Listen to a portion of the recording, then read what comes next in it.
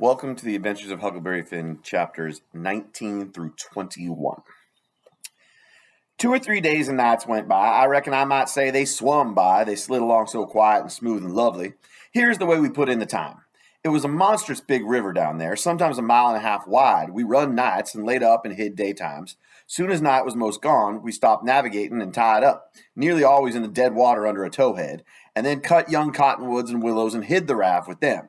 Then we set out the lines. Next, we slid into the river and had a swim so as to freshen up and cool off. Then we sat down on the sandy bottom where the water was about knee deep and watched the daylight come. Not a sound anywhere. It's perfectly still, just like the whole world was asleep, only sometimes the bullfrogs are chattering, maybe.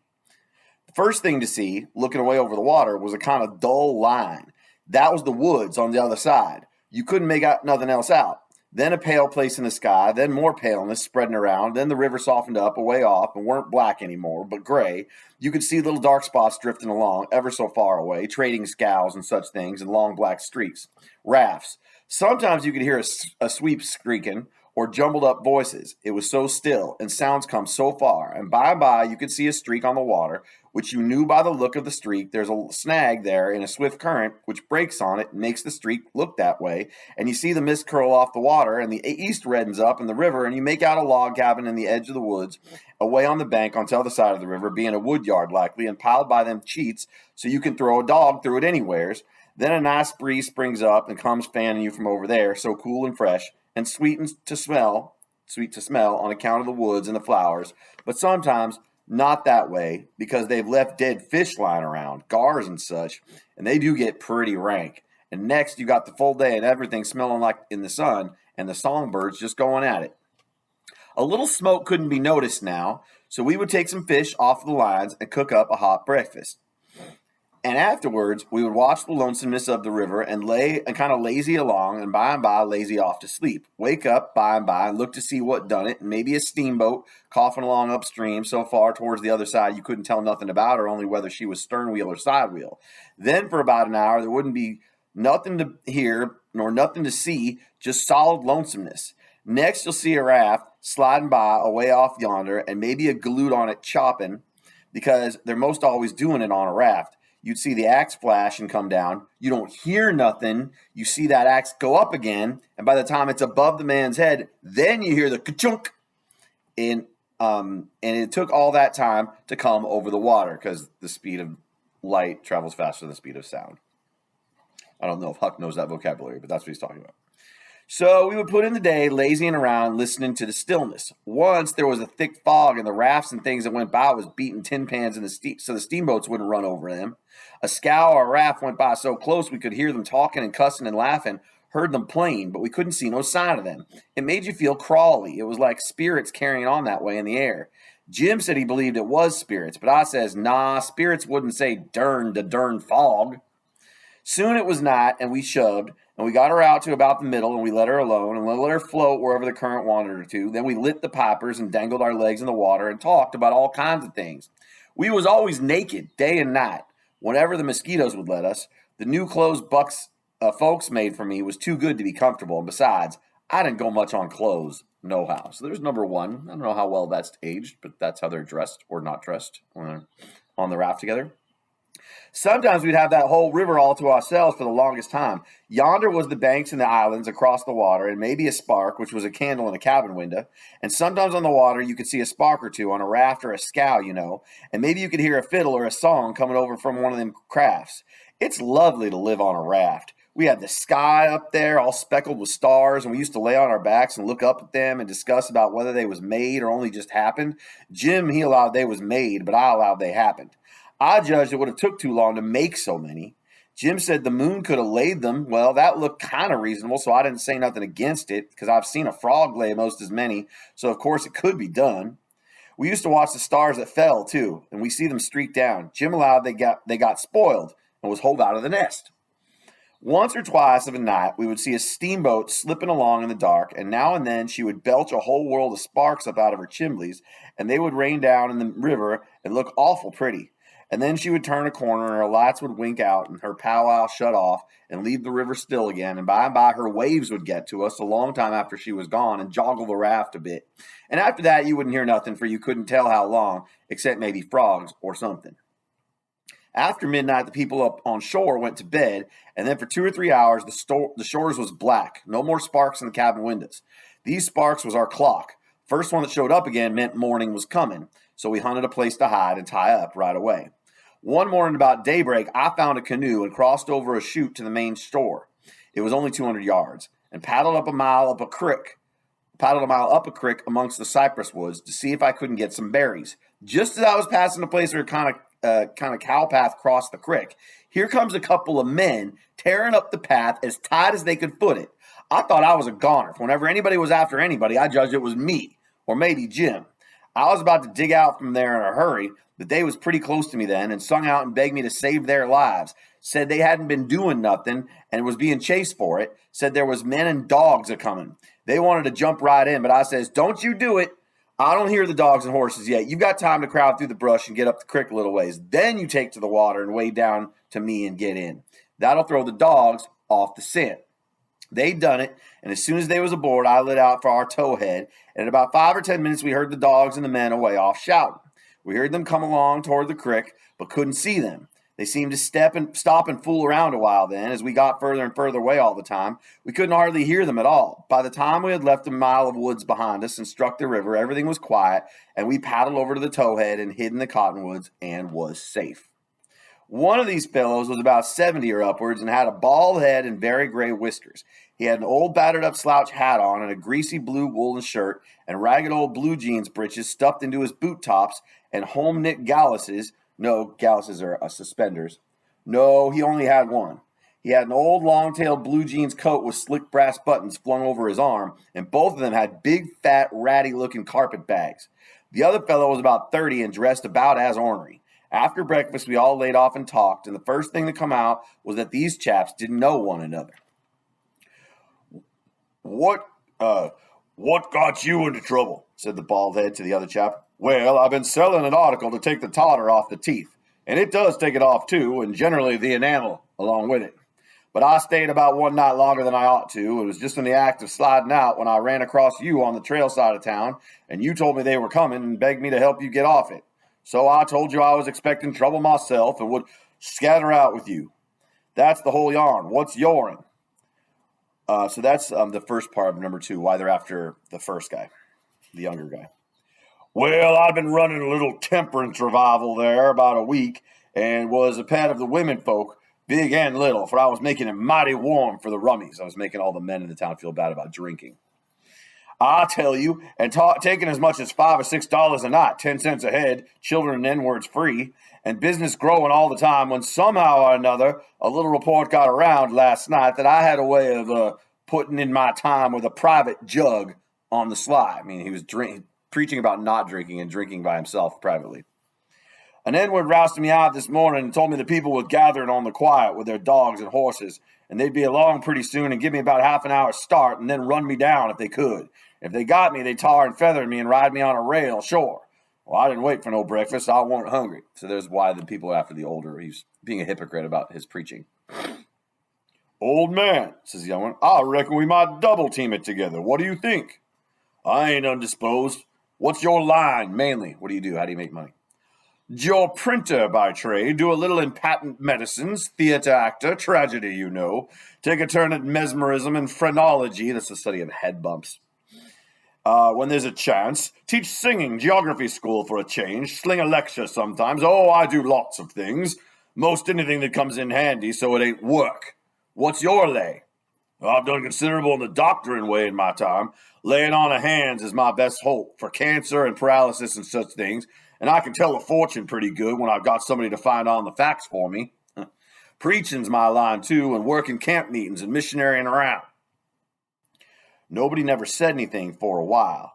Then the young man hove a sigh and says, Oh, alas. What are you alasing about? Says the bald head. To think I should have lived to be leading such a life and be degraded down into such company. And he began to wipe the corner of his eye with a rag. Darn your skin, ain't the company good enough for you? Says the bald head, pretty pert and uppish. Yes, it is good enough for me. It's as good as I deserve. But who fetched me so low when I was so high? I did myself. I don't blame you, gentlemen, far from it. I don't blame anybody. I deserve it all. Let the cold world do its worst. One thing I know, there's a grave somewhere for me. The world may go on just as it's always done and take everything from me, loved ones, property, everything, but it can't take that. Someday I'll lie down in it and forget it all, and my poor broken heart will be at rest, he went on, a-wiping. Draw out your poor broken heart, says the baldhead. What are you heaving your poor broken heart at us for? We ain't done nothing. No, I know you haven't. I ain't blaming you, gentlemen. I brought myself down. Yes, I did it to myself. It's right I should suffer. Perfectly right. I don't make any moan. Brought you down from what? What was you brought down from? Ah, you would not believe me. The world never believes. Let it pass. 'Tis no matter. The secret of my birth. The secret of your birth. Do you mean to say, gentlemen, says the younger man, very solemn, I will reveal it to you, for I feel I may have confidence in you. By rights, I am a duke. Jim's eyes bugged out when he heard that. I reckon mine did too. Then the baldhead says, no, you can't mean it. Yes, my great-grandfather, eldest son of the Duke of Bridgewater, fled to this country about the end of the last century to breathe the pure air of freedom, married here and died, leaving a son, his own father dying about the same time. The second son of the late Duke seized the title and estates. The infant real Duke was ignored. I am the lineal descendant of that infant. I am the rightful Duke of Bridgewater. And here I am, forlorn, torn from my high estate, hunted of men, despised by the cold world, ragged, worn, heartbroken, and degraded to the companionship of felons on a raft. So there's the first part of number 3. What's this guy's backstory? What's he calling himself? The younger man. Jim pitied him ever so much, and so did I. We tried to comfort him, but he said it weren't much use. He couldn't be much comforted. Said if we was a mind to acknowledge him, that would do him more good than most anything else. So we said we would, if he would tell us how. He said we ought to bow when we spoke to him and say, your grace, or my lord, or your lordship. And he wouldn't mind if we called him just plain Bridgewater, which he said was a title anyway, and not a name. And one of us ought to wait on him at dinner and do any little thing for him he wanted done. Well, that was all easy, so we done it. All through dinner, Jim stood around and waited on him and says, will your grace have some of this and some of that? And so on, and a body could see it was mighty pleasing to him. But the old man got put pretty silent by and by. Didn't have much to say. It didn't look pretty comfortable over all that petting that was going on around that Duke. He seemed to have something on his mind. So along the afternoon, he says, look at here, Bilgewater. He says Bilgewater is a joke. His guy's name is Bridgewater, which is very noble sounding. Bilgewater is the stuff that you get on the bottom of your boat that you pump out. It's dirty water. I'm nation sorry for you, but you ain't the only person that's had troubles like that. No? No, you ain't. You ain't the only person that's been snaked down wrongfully out of a high place. Alas. No, you ain't the only person that's ever had a secret of his birth. And by James, he begins to cry. Hold, what do you mean? Bilgewater, can I trust you? Says the old man, still sort of sobbing. To the bitter death. He took the old man by the hand and squeezed it and says, the secret of your being, speak. Bilgewater, I am the late Dauphin. You bet you, Jim, and me stared this time. Then the Duke says, you are what? Yes, my friend, it is too true. Your eyes is looking at this very moment on the poor disappeared Dauphin, Louis XVII, son of Louis XVI and Marie Antoinette. You? At your age? No. You mean you're the late Charlemagne. You must be 600 or 700 years old at the very least. Trouble has done it, Bilgewater. Trouble has done it.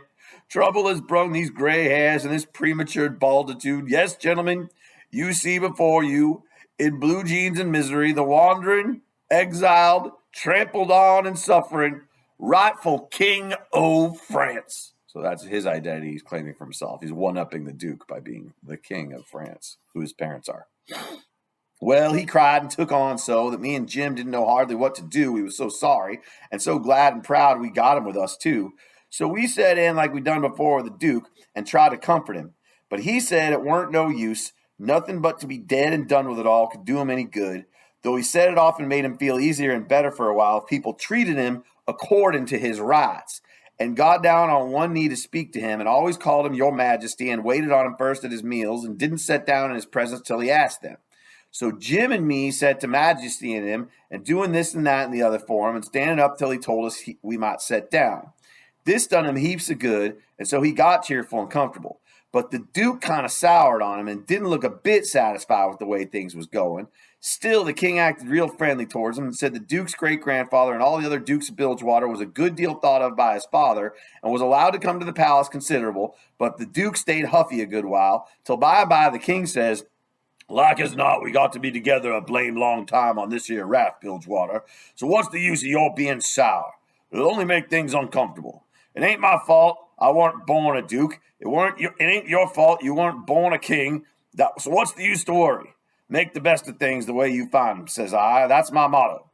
This ain't no bad thing that we struck here. Plenty of grub and easy life. Come, give us your hand, Duke, and let's all be friends. The Duke done it, and Jim and me was pretty glad to see it. It took away all the uncomfortableness, and we felt mighty good over it, because it would have been a miserable business to have any unfriendliness on the raft. For what you want above all things on a raft is for everybody to be satisfied and feel right and kind towards the others. It didn't take me long to make up my mind that these liars weren't no kings nor dukes at all, but just low-down humbugs and frauds. But I never said nothing, never let on, kept it to myself. It's the best way. Then you don't have no quarrels and don't get into no trouble.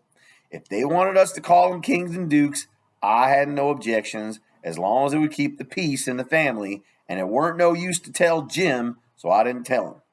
If I never learned nothing else out of Pap, I learned that the best way to get along with this kind of people, or his kind of people, is to let them have their own way. And there's the answer to number 4 at the end of chapter 19. Here's chapter 20. They asked us considerable many questions, wanted to know what we covered up the raft that way for and laid by in the daytime instead of running. Was Jim a runaway N-word? Says I, goodness sakes, would a runaway N-word run south?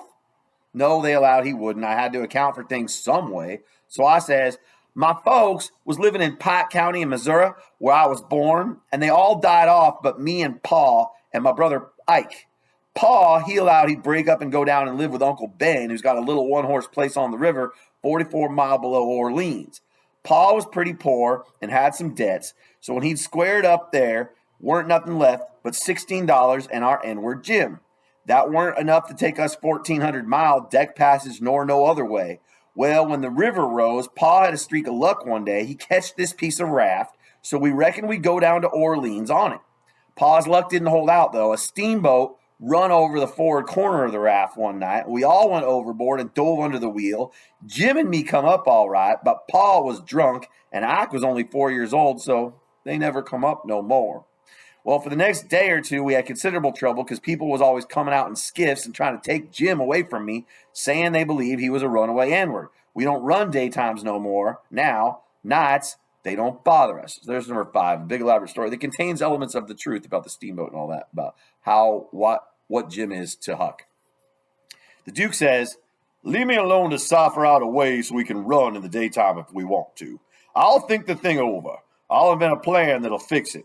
We'll let it alone for today, because, of course, we don't want to go by that town yonder in daylight. It mightn't be healthy. Towards night, it began to darken up and look like rain. The heat lightning was squirting around low down in the sky, and the leaves was beginning to shiver. It was going to be pretty ugly. It was easy to see that. So the Duke and the King went to overhauling our wigwam to see what the beds was like. My bed was a straw tick, better than Jim's, which was a corn shuck tick. There's always cobs around about in a shuck tick, and they poke into you and hurt. And when you roll over, the dry shucks sound like you was rolling over in a pile of dead leaves. It makes such a rustling that you wake up. Well, the Duke allowed he would take my bed, but the King allowed he wouldn't. He says, I should have reckoned the difference in rank would have suggested to you that a corn shuck bed weren't fitting for me to sleep on. Your Grace will take the shuck bed yourself. Jim and me was in a sweat again for a minute, being afraid there was going to be some more trouble amongst them, so we was pretty glad when the Duke says, 'Tis my fate to always be ground into the mire under the iron heel of oppression. Misfortune has broken my once haughty spirit. I yield, I submit, 'tis my fate. I'm alone in the world, let me suffer. I can bear it. We got away as soon as it was good and dark. The king told us to stand well out toward the middle of the river and not show a light till we got a long ways below the town. We come inside a little bunch of lights by and by. That was the town, you know, and slid by about half a mile out all right. When we was 3/4 of a mile below, we hoisted up our signal lantern, and about 10 o'clock it come on to rain and blow and thunder and lighten like everything. So the king told us both to stay on watch till the weather got better. Then him and the Duke crawled into the wigwam and turned in for the night. Stop right in the middle of paragraph number 6 about how the king and the Duke are treating Huck and Jim. Not well, obviously. It was my watch below till 12, but I wouldn't have turned in anyway if I'd had a bed, because a body don't see such a storm as that every day in the week. Not by a long sight. My soul's how the wind did scream along. And every second or two, there'd come a glare that lit up the whitecaps for half a mile around, and you'd see the islands looking dusty through the rain and the trees thrashing around in the wind.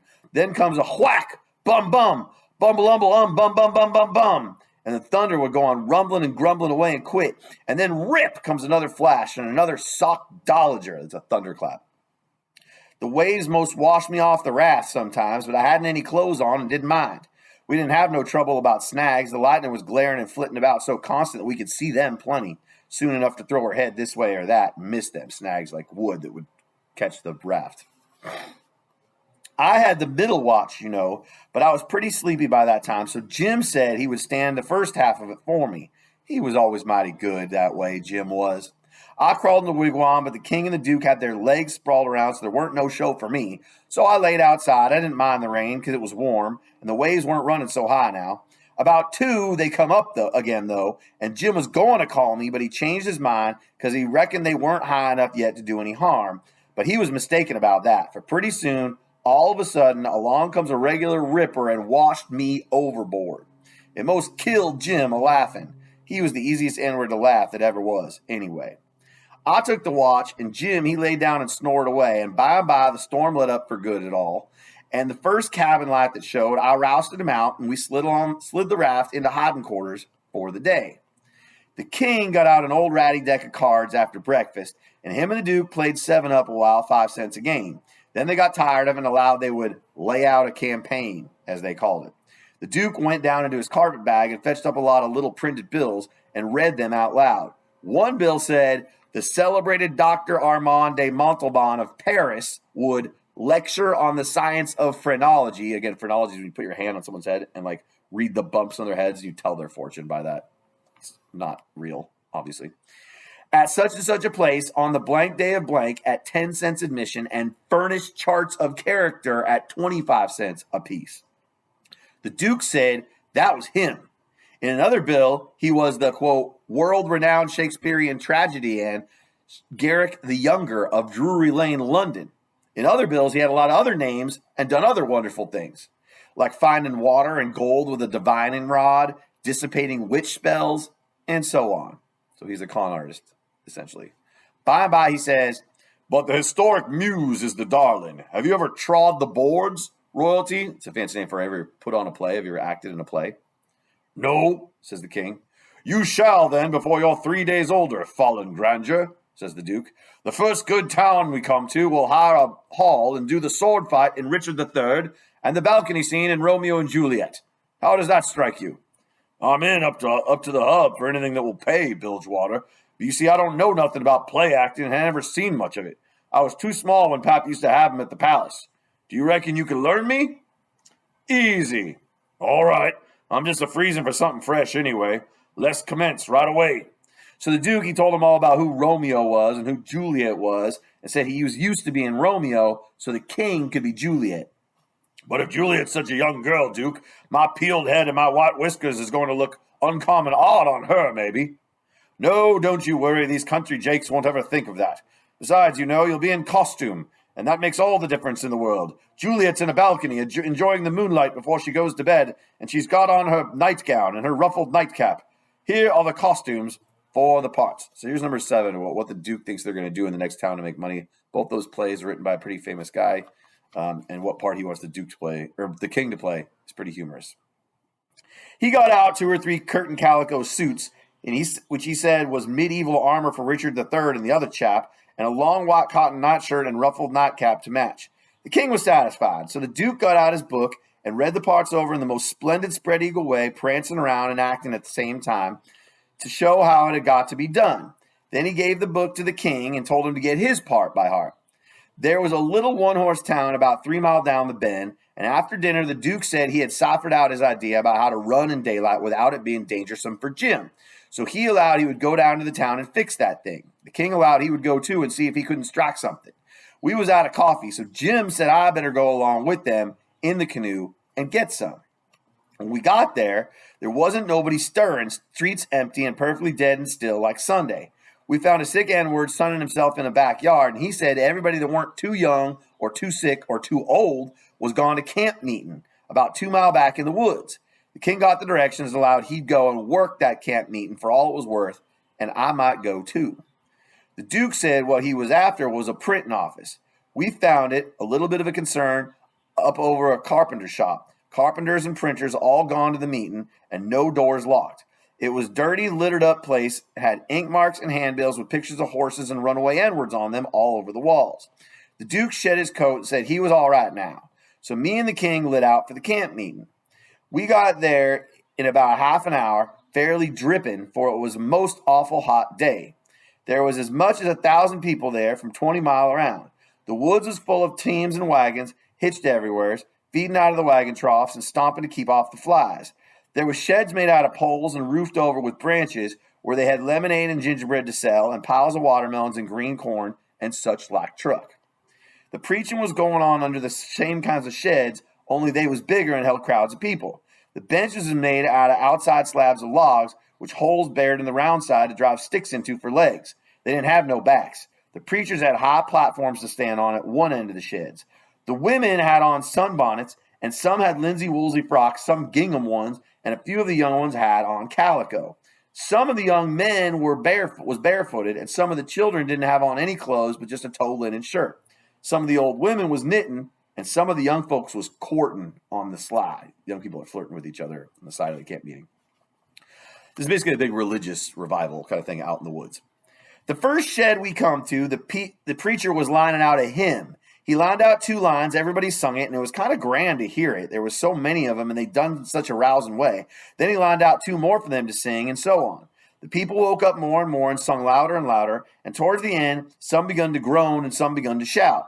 Then the preacher begun to preach, and begun in earnest too, and went weaving first to one side of the platform and then the other, and then leaning down over the front of it with his arms and his body going all the time, and shouting his words out with all his might, and every now and then he would hold up his Bible and spread it open and kind of pass it around this way and that, shouting, "It's the brazen serpent in the wilderness, look upon it and live." And the people would shout out, "Glory, Amen." And so he went on, and the people groaning and crying and saying Amen.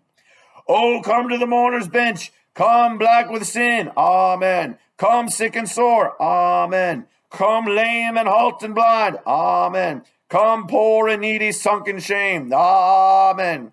Come all that's worn and soiled and suffering. Come with a broken spirit. Come with a contrite heart. Come in your rags and sin and dirt. The waters that cleanse is free. The door of heaven stands open. Oh, enter in and be at rest. Amen. Glory, glory, hallelujah." And so on. You couldn't make out what the preacher said anymore on account of the shouting and crying. Folks got up everywhere in the crowd and worked their way just by main strength to the mourner's bench with the tears running down their faces. And when all the mourners had got up there to the front benches in a crowd, they sung and shouted and flung themselves down on the straw just crazy and wild. Well, the first I know, the king got it going, and you could hear him over everybody. And next he went a-charging up onto the platform, and the preacher, he begged him to speak to the people, and he done it. He told them he was a pirate. Been a pirate for 30 years out in the Indian Ocean, and his crew was thinned out considerable last spring in a fight, and he was home now to take out some fresh men, and thanks to goodness he'd been robbed last night and put ashore off of a steamboat without a cent, and he was glad of it. It was the blessedest thing that ever happened to him because he was a changed man now and happy for the first time in his life.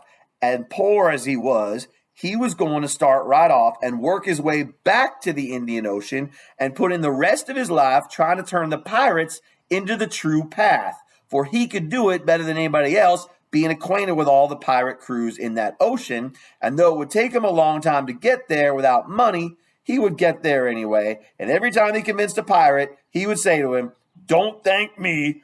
Don't you give me no credit. It all belongs to them dear people in Polkville camp meeting, natural brothers and benefactors of the race, and that dear preacher there, the truest friend a pirate ever had." And then he busted into tears, and so did everybody. Then somebody sings out, "Take up a collection for him. Take up a collection."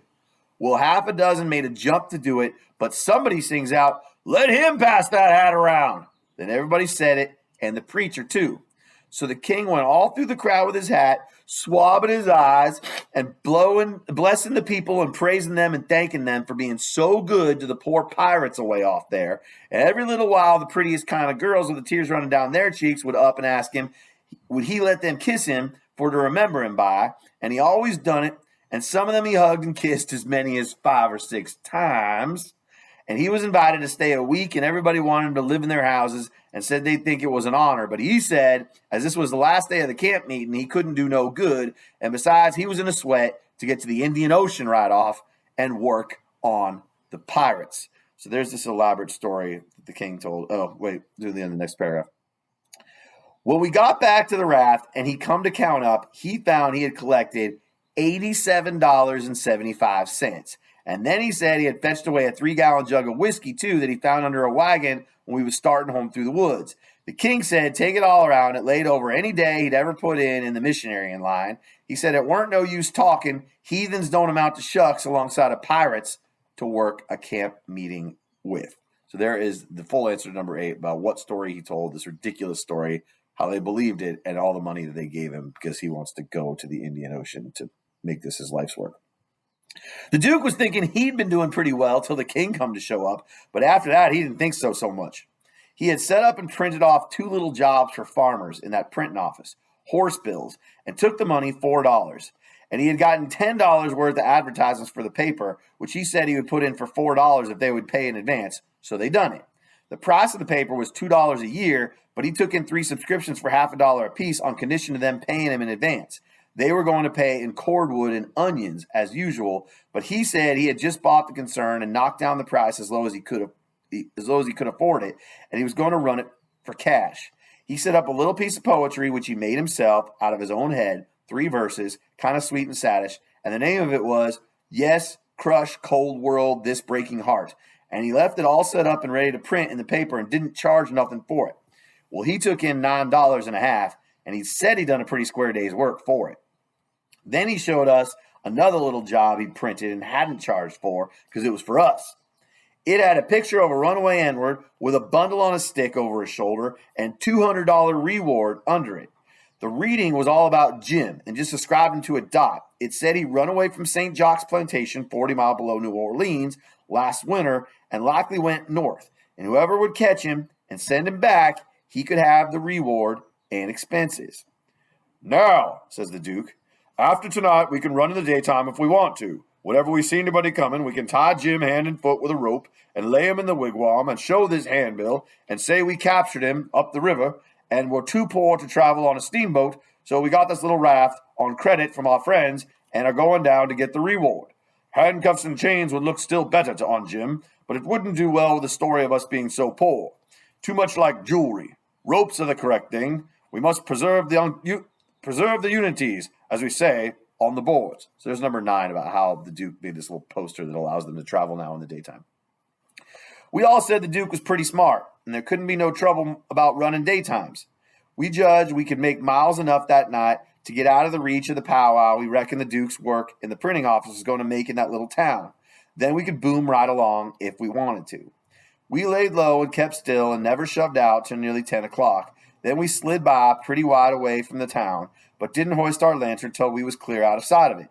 When Jim called me to take the watch at 4 in the morning, he says, "Huck, do you reckon we's going to run across any more kings on this trip?" "No," I says, "I reckon not." "Well," says he, "that's all right then. I don't mind 1 or 2 kings, but that's enough. This one's powerful drunk, and the Duke ain't much better. I found Jim had been trying to get him to talk French so he could hear what it was like, but he said he had been in this country so long and had so much trouble, he'd forgot it. So there's your answer number 10 about what Jim was trying to get him to do and why he wouldn't do it. Chapter 21.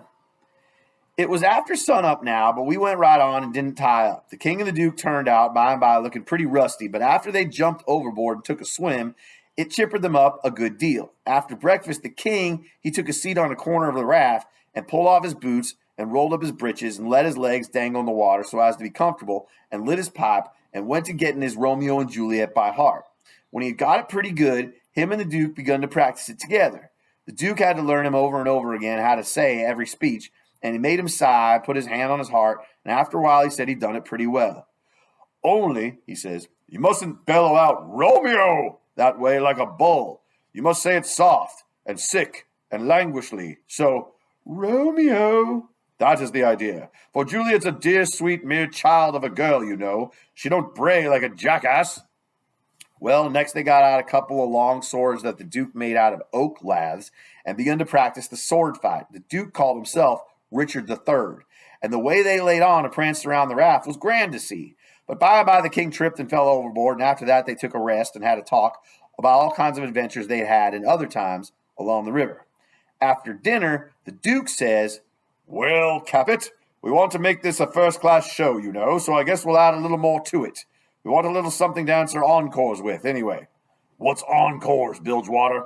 The Duke told him, and then says, I'll answer by doing the Highland fling or the sailor's hornpipe, and you, well, let me see. Oh, I've got it. You can do Hamlet's soliloquy. Hamlet's which? Hamlet's soliloquy, you know, the most celebrated thing in Shakespeare. Oh, it's sublime, sublime. Always fetches the house. I haven't got it in the book. I've only got one volume, but I reckon I can piece it out from memory. I'll just walk up and down a minute and see if I can call it back from recollection's vaults. So here's number 11. One of the most famous things ever written in the English language. The Duke is going to teach the king. As you'll see, the Duke doesn't really know it. So he went to marching up and down, thinking and frowning, horrible every now and then. Then he would hoist up his eyebrows. Next, he would squeeze his hand on his forehead, stagger back, and kind of moan. Next, he would sigh, and next he'd let on to drop a tear. It was beautiful to see him. By and by, he got it. He told us to give attention. Then he strikes the most noble attitude with one leg shoved forward and his arms stretched away up and his head tilted back, looking up at the sky. And then he begins to rip and rave and grit his teeth. And after that, all through his speech, he howled and spread around and swelled up his chest and just knocked the spots out of any acting I ever see before. This is the speech. I learned it easy enough while he was learning it to the king. To be or not to be, that is the bare bodkin. Only that first part is right. That makes calamity of so long life, for who would fardels bear till Burnham wood do come to Dunsinane, but that the fear of something after death murders the innocent sleep, great nature's second course, and makes us rather sling the arrows of outrageous fortune than fly to others that we know not of. There's the respect must give us pause. Wake, Duncan, with thy knocking. I would thou couldst. For who would bear the whips and scorns of time, the oppressor's wrong, the proud man's contumely, the law's delay, and the quietus which his pangs might take, in the dead waste and middle of the night, when churchyards yawn in customary suits of solemn black. But that the undiscovered country from whose bourne no traveller returns, breathes forth contagion on the world, and thus the native hue of resolution, like the poor cat in the adage, is sicklied over with care, and all the clouds that lowered o'er housetops, with disregard their currents turn awry, and lose the name of action. 'Tis the consummation devoutly to be wished, but soft to the fair Ophelia. Ope not thy ponderous and marble jaws, but get thee to a nunnery. Go! That is a whole mess of different things. That last part is from a different part of Hamlet. There's a lot of Macbeth in there. It's totally not right, except for to be or not to be in the beginning. Well, the old man, he liked that speech, and he mighty soon got it so he could do it first rate. It seemed like he was just born for it, and when he had his hand in and was excited, it was perfectly lovely the way he would rip and tear and rear up behind when he was getting it off. The first chance we got, the Duke, he had some show bills printed, and after that, for 2 or 3 days, we floated along. The raft was a most uncommon, lively place, for there weren't nothing but sword fighting and rehearsing, as the Duke called it, going on all the time. One morning, we was pretty well down in the state of Arkansas, We come inside of a little one-horse town in a big bend, so we tied up about 3/4 of a mile above it in the mouth of a creek, which was shut in like a tunnel by the cypress trees, and all of us but Jim took the canoe and went down there to see if there was any chance in that place for our show. We struck it mighty lucky. There was going to be a circus there that afternoon, and the country people was already beginning to come in all kinds of old shackly wagons on horses. The circus would leave before night, so our show would have plenty good chance. The Duke, he hired the courthouse, and we went around and stuck up our bills. They read like this: Shakespeare Revival, wonderful attraction for one night only. The world-renowned tragedians David Garrick the Younger of Drury Lane Theatre, London, and Edmund Kean the Elder of the Royal Haymarket Theatre, Whitechapel, Pudding Lane, Piccadilly, London, and the Royal Continental Theatres in their sublime Shakespearean spectacle entitled The Balcony Scene in Romeo and Juliet. Romeo, Mr. Garrick, Juliet, Mr. Kean, assisted by the whole strength of the company, new costumes, new scenery, new appointments. Also, the thrilling, masterly, and blood-curdling broadsword conflict in Richard III. Richard III is Mr. Garrick, Richmond, Mr. Kean. Also, by special request, Hamlet's immortal soliloquy by the illustrious Kean, done by him 300 consecutive nights in Paris, for one night only on account of imperative European engagements. Admission, 25 cents. Children and servants, 10 cents. Then we went loafing around the town.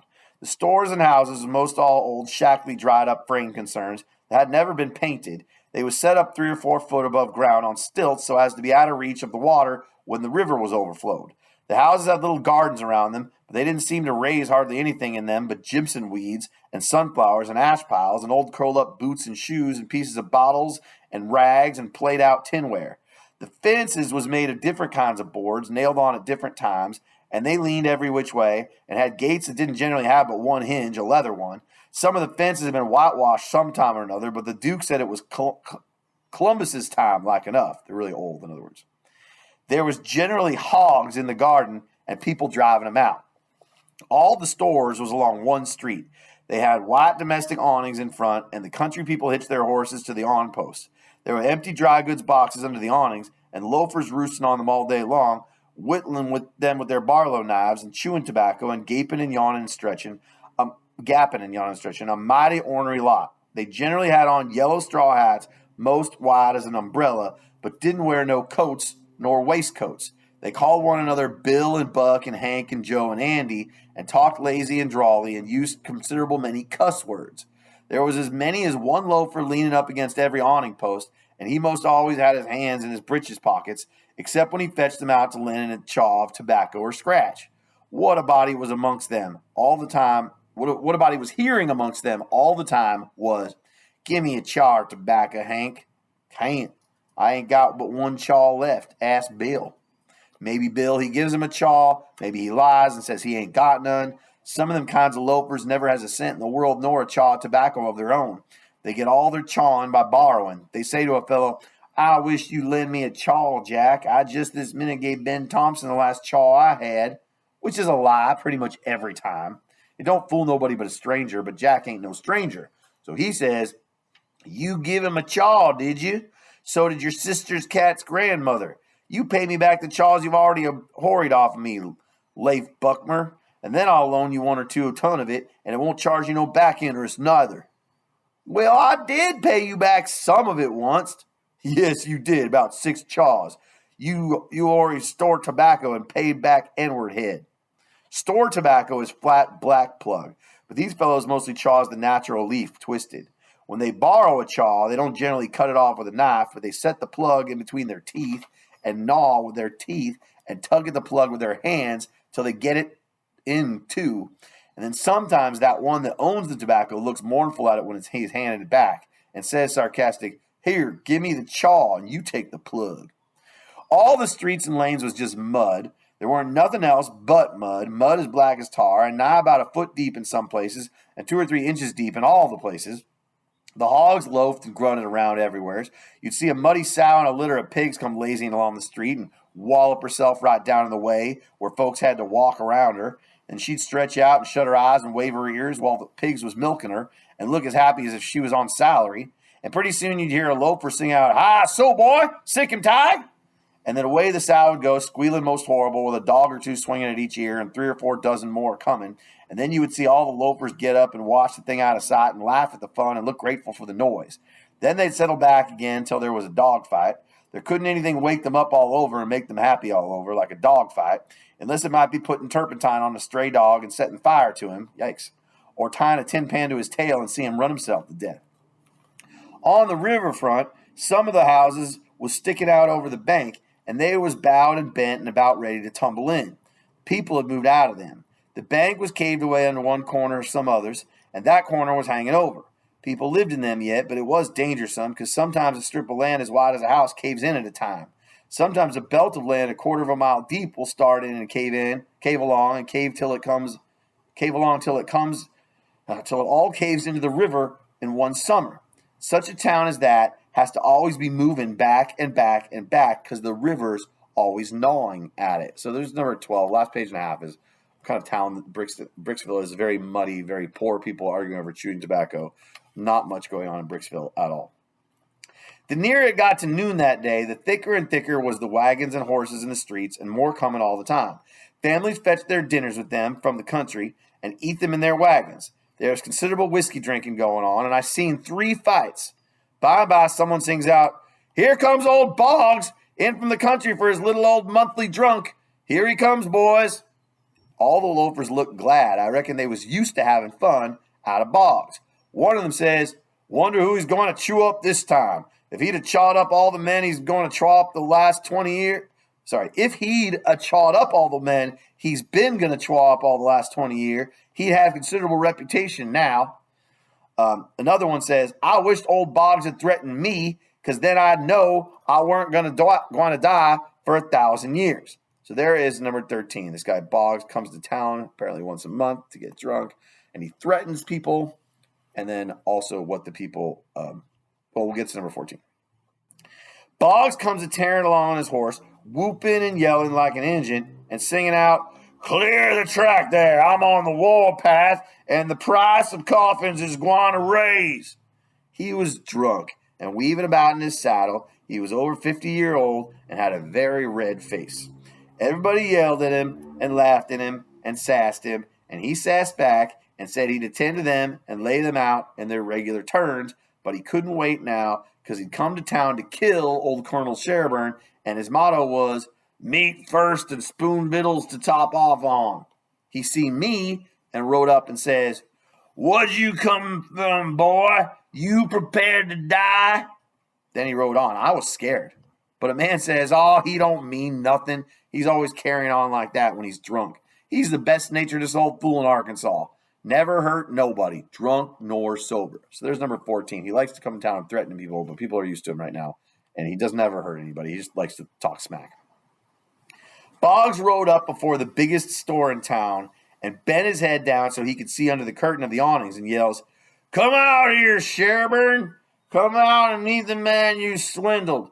You're the hound I'm after, and I'm going to have you too." And so he went on calling Sherburne everything he could lay his tongue to, and the whole street packed with people listening and laughing and going on. By and by, a proud-looking man about 55, and he was a heap the best-dressed man in that town too, steps out of the store, and the crowd drops back on each side to let him come. He says to Boggs, mighty calm and slow, he says, "I'm tired of this, but I'll endure it until 1 o'clock. Till 1 o'clock, mind, no longer. If you open your mouth against me only once, after that time, you can't travel so far, but I will find you." All right, so there's number 15. This guy who Boggs is talking a lot of crap about comes out and says, "Here's the deal." Answer that for number 15. Then he turns and goes in. The crowd looked mighty sober. Nobody stirred, and there weren't no more laughing. Boggs rode off, Blackguard and Sherburne as loud as he could yell all down the street, and pretty soon he comes and stops before the store, still keeping it up. Some men crowded around him and tried to get him to shut up, but he wouldn't. They told him it would be 1 o'clock in about 15 minutes, and so he must go home. He must go right away. But it didn't do no good. He cussed away with all his might and throwed his hat down in the mud and rode over it, And pretty soon, away he went, a-raging down the street again with his gray hair a-flying.